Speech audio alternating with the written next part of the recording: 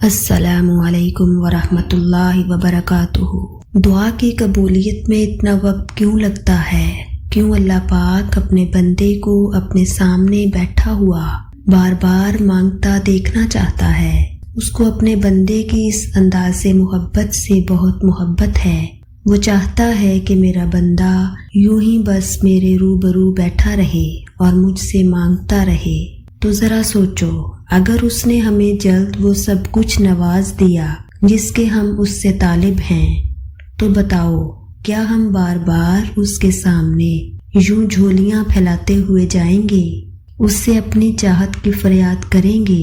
نہیں نا، کیونکہ انسان فطرتاً بے وفا ہے، اور اللہ پاک انسان کی فطرت کو جانتے بوجھتے ہوئے بھی اس سے محبت کرتا ہے، اس کو دنیاوی چاہتوں میں جکڑ کر اپنے در تک لاتا ہے۔ وہ چاہے ادھوری دعاؤں کی قبولیت کے سجدے میں ہو یا دعا کی قبولیت کے بعد شکرانے کے سجدے کی حالت میں ہو، اس کے عطا کے ذریعے الگ ہو سکتے ہیں، پر اس محبت کا صرف ایک ذریعہ ہے، وہ جو اس کے سامنے دعا کے لیے ہاتھوں کا اٹھ جانا یا صبر و آزمائش کی تھکن سے سجدوں میں پڑے رہنا ہو۔ اور تم یہ بھی جان لو، اگر وہ کسی کو اپنی محبت کے لیے چن لیتا ہے تو پھر وہ اسے اس عارضی دنیا کی عارضی چاہتوں سے مکمل طور پر آزاد کر دیتا ہے۔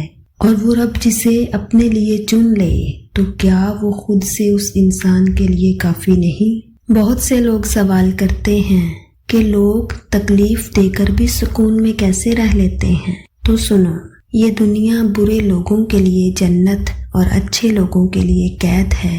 وہ قید جس سے رہائی ملنے پر جنت ملے گی اور اللہ پاک کا قرب حاصل ہوگا، اور آزمائشیں بھی اللہ اپنے محبوب بندوں سے لیتا ہے، اور برا کرنے والے خود ہی اپنے لیے بہت بڑی آزمائش بن جاتے ہیں۔ کبھی کبھی انسان کے ساتھ ایسا بھی ہو جاتا ہے کہ انسان کسی چیز کی شدید خواہش رکھتا ہے، سالوں سے مانگ رہا ہوتا ہے، کبھی سجدوں میں، کبھی قبولیت کے اوقات میں، تو کبھی تہجد میں۔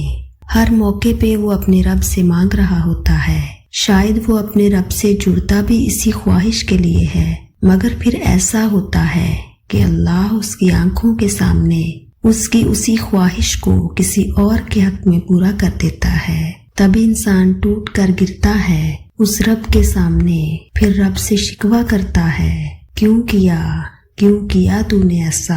ناراض ہوتا ہے اپنے رب سے اور کہتا ہے، میں نے تو تم سے بس اتنا مانگا تھا، وہ بھی کسی اور کے حق میں دے دیا۔ مگر پھر اس کے اندر سے ایک آواز آتی ہے کہ جس کے پیچھے تو بھاگ رہا تھا وہ نہیں تھا تیرے لیے بہتر۔ تو اس انسان کی محبت میں اپنے رب کی محبت کو بھول گیا۔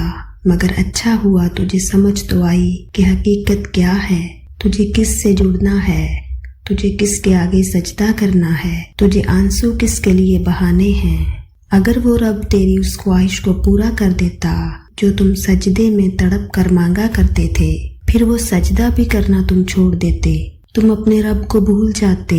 لیکن تیرا رب ایسا نہیں چاہتا تھا کہ تو اسے بھولے، اس لیے اس نے تیرا دل توڑا تاکہ اس رب سے جڑ جائے، اور وہ رب تیرے دل کو اپنی محبت سے بھر دے۔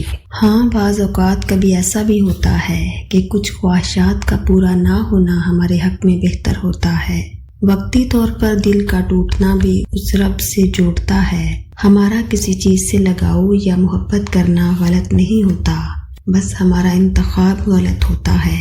وہ چیزیں بری ہوتی ہیں جنہیں ہم اپنے لیے چن لیتے ہیں، بس اس لیے وہ تکلیف کا باعث بنتی ہیں۔ پھر فیصلہ ہمارا ہوتا ہے کہ ہم ان چیزوں کو زبردستی تھام کر رکھیں جو ہمیں بے سکون رکھتی ہیں، یا خود کو اس سے آزاد کروا دیں۔ یاد رکھیں، نصیب سے لڑ کر اللہ کے فیصلوں کی بے قدری کر کے نہ کبھی کسی کو کچھ حاصل ہوا ہے اور نہ حاصل ہوگا۔ ہم وہ چیز نہیں جان سکتے جو اللہ جانتا ہے۔ جو چیز تمہیں اچھی لگ رہی ہے، اگر وہ تمہیں نہیں ملی تو اس میں تمہارے لیے کتنی بہتری ہے، اس کا اندازہ تم نہیں لگا سکتے۔